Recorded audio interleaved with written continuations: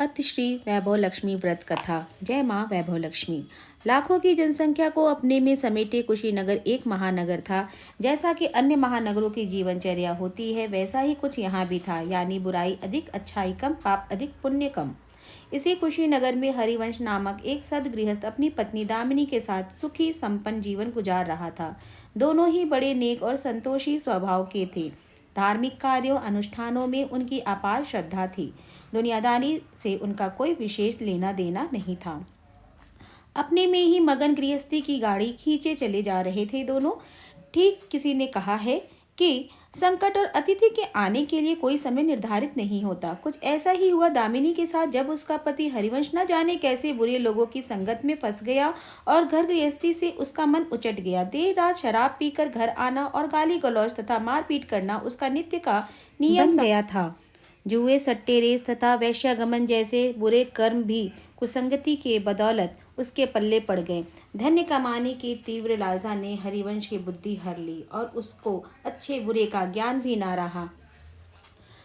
घर में जो कुछ भी था सब उसके दुर्व्यसनों के भेंट चढ़ गया। जो लोग पहले उसका सम्मान करते थे, अब उसे देखते ही रास्ता बदलने लगे। भुखमरी की हालत में भिखमंगों के समान उनकी स्थिति हो गई।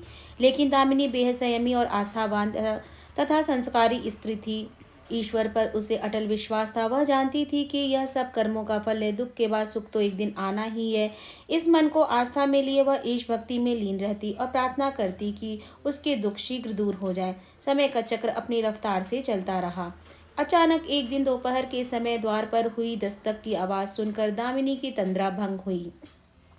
अतिथि सत्कार के भय मात्र से उसकी अंतर आत्मा कांप उठी, क्योंकि घर में अन्न का एक दाना भी नहीं था जो अतिथि की सेवा में अर्पित किया जा सकता। फिर भी संस्कारों की ऐसी प्रबलता थी कि उसका मन अतिथि सत्कार को उद्धत हो उठा। उसने उठकर द्वार खोला। देखा सामने एक दिव्य पुरुष खड़ा था। बड़े बड़े घुंघरैले श्वेत केस, चेहरे को ढके हुए लहराती दाढ़ी, गेरुए वस्त्रों का आवरण पहने उसके तेज से तेज टपका पड़ रहा था। आंखें मानो अमृत वर्षा सी कर रही थी। उस दिव्य पुरुष को देखकर दामिनी को अपार शांति का अनुभव हुआ और वह उसे देखते ही समझ गई कि आगत वास्तव में कोई पहुंचा हुआ सिद्ध महात्मा है। उसके मन में अतिथि के प्रति गहन श्रद्धा के भाव उमड़ पड़े और वह उसे सम्मान सहित घर के भीतर ले गई। दामिनी ने जब उसे फटे हुए आसन पर बैठाया तो वह मारे लज्जा के जमीन में गड़सी गई। उधर वह संत पुरुष दामिनी की ओर एकटक निहारे जा रहा था। घर में जो कुछ भी बचा कुचा था दामिनी ने अतिथि की सेवा में अर्पित कर दिया, पर उसने जब इस पर ध्यान नहीं दिया। वह तो बस दामिनी को यूं निहारे जा रहा था मानो उसे कुछ याद दिलाने की चेष्टा कर रहा हो। जब काफी देर तक दामिनी कुछ ना बोली तो उसने कहा, बेटी मुझे पहचाना नहीं क्या? उसका यह प्रश्न सुनकर दामिनी जैसे सोते से जागी और अत्यंत सकचाते हुए बोली, महाराज मेरी धृष्टता को क्षमा करे। जो आप जैसे दिव्य पुरुष को मैं पहचान कर भी नहीं पहचान पा रही हूँ। पारिवारिक कष्टों ने तो जैसे मेरे सोचने समझने की शक्ति ही छीन ली है। लेकिन यह निश्चित है कि संकट की इस घड़ी में मुझे आप जैसे साधु पुरुष का ही सहारा है। तभी जैसे दामिनी को कुछ याद हो आया, वह उस साधु के चरणों में गिरकर बोल उठी, अब मैं आपको पहचान गई हूँ महाराज। स्नेह रूपी अमृत की वर्षा करने वाले अपने शुभ चिंतक को कोई कैसे भूल सकता है भला। वास्तव में वह साधु मंदिर की राह के मध्य में बनी अपनी कुटिया के बाहर वट वृक्ष के नीचे बैठ साधना किया करता था और मंदिर आने जाने वाले सभी श्रद्धालु उसे प्रणाम करके स्वयं को कृतार्थ अनुभव करते थे। दामिनी भी उन्हीं में से एक थी। जब पिछले काफी दिनों से उसने उसे मंदिर की ओर आते जाते नहीं देखा तो उसकी कुशल क्षेम जानने के लिए पूछताछ करते हुए उसके घर की ओर आ निकला था।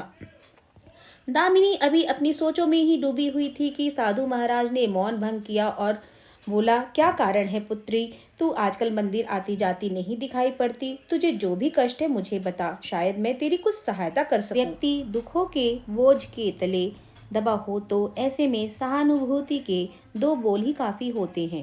दामिनी भी खुद पर संयम नहीं रख पाई और बिलख कर रोने लगी। तभी वह साधु वात्सल्यपूर्ण स्वर में बोले, मन छोटा करने से समस्या हल नहीं होगी।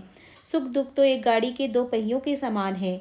इनका आना जाना तो जिंदगी भर लगा ही रहता है। अपना दुख किसी को बता देने से मन हल्का हो जाता है। कुछ देर चुप रहने के बाद दामिनी ने बोलना शुरू किया, महाराज सर्व सुखों से भरपूर था मेरा घर, कण कण में खुशियों का नृत्य होता था। पति भी अनेक और ईमानदार थे। सादा जीवन उच्च विचार की आधारशिला पर टिकी थी हमारी गृहस्थी। रुपए पैसे की भी कोई कमी नहीं थी। सुबह शाम घर में ईश वंदना होती थी। लेकिन अचानक ना जाने किसकी बुरी नज़र लग गई, हमारा भाग्य हमसे रूठ गया। मेरे पति कुसंगति में फंसकर अपना सब कुछ गंवा बैठे। अब तो ऐसा लगता है जैसे साया भी साथ छोड़कर जाने को तैयार बैठा है। भिखारियों से भी बदतर स्थिति हो गई है हमारी। दामिनी की करुण व्यथा सुनकर साधु का हृदय हाहाकार कर उठा। वह द्रवित स्वर में बोल उठा, बेटी, कर्म का लिखा तो भोगना ही पड़ता है। तुम्हारे कष्टों का भी कर्मों से नाता है। लेकिन तुम चिंता ना करो, सब कुछ पहले जैसा हो जाएगा। दुख के बाद ही सुख आता है। दुख सहे बिना सुख की सच्ची अनुभूति हो ही नहीं सकती। तुम माँ लक्ष्मी के प्रति श्रद्धा जारी रखो। सबका उद्धार करने वाली प्रेम का छलकता सागर है माँ लक्ष्मी। अपने भक्तों पर सदैव उनकी कृपा दृष्टि रहती है। तुम संपूर्ण आस्था के साथ माँ वैभव लक्ष्मी का व्रत करना शुरू करो। तुम्हारी साधना अवश्य रंग लाएगी। दामिनी एक संस्कारी स्त्री थी। धर्म कर्म में उसकी आगाध आस्था थी। माँ वैभव लक्ष्मी की व्रत की बात सुनकर उसका चेहरा दमक उठा। बोली, महाराज, यदि इस व्रत को करने से मेरे परिवार पर आई विपदा टल सकती है तो मैं इसे जरूर करूंगी। आप मुझे बताएं कि इस व्रत को कब और कैसे किया जाता है। साधु महाराज दामिनी की भक्ति भावना देखकर प्रसन्न होकर बोले, बेटी, सारे जगत का कल्याण करने वाली माँ वैभव लक्ष्मी के व्रत की विधि मैं जन कल्याणार्थ तुम्हें बता रहा हूँ। प्रत्येक शुक्रवार को यह व्रत किया जाता है। सर्वप्रथम जितने शुक्रवार को यह व्रत करना हो उसका संकल्प लेकर माँ वैभव लक्ष्मी को मन ही मन प्रणाम करें। स्नान आदि से निवृत्त होकर स्वच्छ धवल वस्त्र पहनकर पूरब दिशा की ओर मुंह करके आसन पर बैठे। सामने एक चौकी पर चावल की एक ढेरी लगाकर उस पर पानी से भरा कलश स्थापित करें, जो तांबे का होना चाहिए। कलश को कटोरी से ढक दें और उस कटोरी में कोई भी आभूषण रखें। सोना ना हो तो चांदी का आभूषण रखें। वह भी पास ना हो तो रुपए का सिक्का भी काम दे सकता है। शुद्ध घी का दीपक तथा अगरबत्ती जलाएं और मन ही मन श्रद्धापूर्व माँ वैभव लक्ष्मी का जाप करते रहें। श्री यंत्र माँ लक्ष्मी का प्रिय यंत्र है, उसे शत शत नमन करें। साथ ही माँ वैभव लक्ष्मी के सभी स्वरूपों को नमस्कार करें। कटोरी में रखे गहने या रुपए पर हल्दी, कुमकुम तथा अक्षत अर्पित करें। कोई भी मिष्ठान प्रसाद के रूप में रखें। संभव ना हो पाए तो गुड़ या शक्कर से भी काम चल सकता है। फिर श्रद्धापूर्वक माँ की आरती करके 14 बार प्रेम सहित बोले, जय माँ वैभव लक्ष्मी। माँ वैभव लक्ष्मी मेरी मनोकामना पूरी करे। ऐसा संकल्प लेकर सच्चे मन से माँ से विनती करे, प्रसाद बांटे और स्वयं भी ग्रहण करे। दिन में एक बार सात्विक भोजन करें। यदि संभव हो तो उपवास रखें। पूजा में रखा गहना या रुपया लाल कपड़े में लपेटकर सुरक्षित रख लें। यह आगे आने वाले शुक्रवारों को पूजा में काम आएगा। कलश से भरा जल तुलसी के पौधे को समर्पित कर दें तथा अक्षत पक्षियों को आहार स्वरूप डालें। ऐसी शास्त्रोक्त विधि से व्रत करने वालों को शीघ्र फल मिलता है। साधु महाराज के मुखारविंद से यह वृतांत सुनकर दामिनी पुलकित हो उठी। उनके चरण स्पर्श कर उत्साहित स्वर में बोली, अब लगे हाथ उद्यापन की विधि भी बता दे महाराज, इसके बिना तो व्रत अधूरा ही रह जाएगा। अवश्य बेटी, कहकर साधु महाराज उद्यापन की विधि बताने लगे। चाहे जितने भी शुक्रवार, प्रायः 11 या 21 व्रत करने का संकल्प लिया हो, लेकिन मन में माँ वैभव लक्ष्मी के प्रति श्रद्धा तथा आस्था बराबर बनी रहनी चाहिए।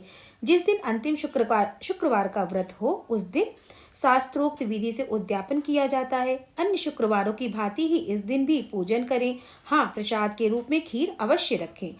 पूजा के बाद नारियल फोड़कर 7 कुंवारी कन्याओं के चरण धोकर कुमकुम का तिलक लगाकर पूजन करें।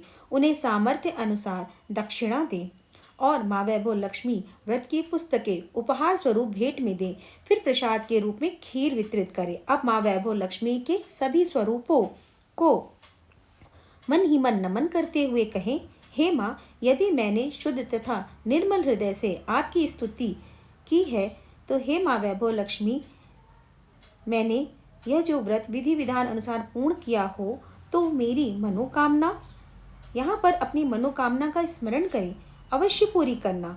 संतानहीनों को संतान देने वाली, दुखियों का दुख हरने वाली, अखंड सौभाग्य का वरदान देने वाली, कुंवारी कन्याओं को मनचाहा वर दिलाने वाली माँ वैभव लक्ष्मी, आपकी महिमा अपरंपार है। अपने हर भक्त की विपत्तियां हरकर उन्हें सुख समृद्धि प्रदान करना। साधु महाराज से वैभव लक्ष्मी व्रत का शास्त्रोक्त ज्ञान प्राप्त कर दामिनी भाव विभोर हो उठी। उसने अपने भीतर एक अनोखे तथा असीमित आत्मबल का संचार होता महसूस हुआ। उसने भी माँ वैभव लक्ष्मी के 21 व्रत आते शुक्रवार से शुरू करने का संकल्प लेकर साधु महाराज को आदर सहित विदा किया और मन ही मन माँ वैभव लक्ष्मी का स्तुति गान करने लगी। 2 दिन बाद ही शुक्रवार आ गया। उससे पहली रात दुखों की मारी दामिनी ठीक से सो भी ना सकी। माँ वैभव लक्ष्मी के व्रत करने से उसकी समस्याओं का अंत हो जाएगा, यह सोचकर वह मुंह अंधेरे ही उठ बैठी और स्नान आदि कर स्वच्छ वस्त्र धारण किए आसन पर पूर्व दिशा की ओर मुंह करके दामिनी ने अपने सन्मुख रखी चौकी पर चावल की छोटी सी ढेरी बनाकर उस पर तांबे का कलश रखा। लेकिन जब स्वर्ण आभूषण रखने की बात आई तो धर्म संकट में पड़ गई। सारे गहने तो पति के दुर्वचनों के भेंट चढ़ चुके थे। विवाहिता स्त्री थी सो मंगलसूत्र भी उतार कर नहीं रख सकती थी और कोई गहना था नहीं। तभी उसे उन नन्ही पायलों का स्मरण हो आया जो उसने आने वाली अपनी संतान के लिए बनवा कर रख छोड़ी थी और पति की निगाहों से उसे बचा रखा था। उसने झटपट वह पायलें निकाली और गंगा जल से धोकर उन्हें शुद्ध करके कलश पर रखी कटोरी में डाल दिया। डिब्बे की तली से बची खुची शक्कर निकालकर उसे प्रसाद के रूप में रखा और विधि अनुसार व्रत किया। सर्वप्रथम उसने अपने पति को प्रसाद दिया। आने वाला पूरा सप्ताह बड़ी ही हंसी खुशी से बीता। बात बात पर झल्ला उठने वाला उसका पति अपेक्षाकृत शांत तथा संयत रहा। कोई मारपीट तथा कलेश घर में नहीं हुआ। उससे दामिनी ने माँ वैभव लक्ष्मी का चमत्कार समझा और मन ही मन उन्हें प्रणाम किया। माँ वैभव लक्ष्मी के प्रति उसकी आस्था और भी बलवती हो गई। इसी प्रकार शास्त्रोक्त विधि से दामिनी ने 20 शुक्रवार के व्रत पूरे कर लिए। इस बीच कई परिवर्तन हुए थे। उसका पति कुसंगति छोड़कर सीधी राह पर आ गया था और उसका कामकाज भी जमने लगा था। घर में यदि किसी चीज की बहुतायत नहीं थी तो कमी भी नहीं रह गई थी। यह सब माँ वैभव लक्ष्मी के चमत्कार और दामिनी की आस्था का विश्वास का परिणाम था। 21वें शुक्रवार को व्रत का उद्यापन करना था। साधु महाराज के वचन अब भी मानो दामिनी के कानों में गूंज रहे थे। उनकी बताई विधि के अनुसार ही दामिनी ने शास्त्रोक्त विधि से उद्यापन किया। 7 कुंवारी कन्याओं को भोजन कराकर दक्षिणा दी। आसपास की सौभाग्यवती स्त्रियों में प्रसाद तथा माँ वैभव लक्ष्मी व्रत कथा की पुस्तकें वितरित की। माँ वैभव लक्ष्मी के हर स्वरूप को प्रणाम किया और कहा, आपकी महिमा निराली है माँ। आपने मेरे सारे दुख हर लिए, मेरी सभी मनोकामनाएं पूर्ण कर दी। मेरा उजड़ा घर फिर से बस गया। मेरा यह नया जीवन आप ही की देन है। माँ, मैं आजीवन आपकी पूजा अर्चना करूंगी और दूसरों को भी आपकी महिमा से अवगत कराकर वैभव लक्ष्मी के व्रत रखने के लिए प्रेरित करूंगी। बोलो जय माँ वैभव लक्ष्मी, आपकी सदा ही जय हो। धन्यवाद।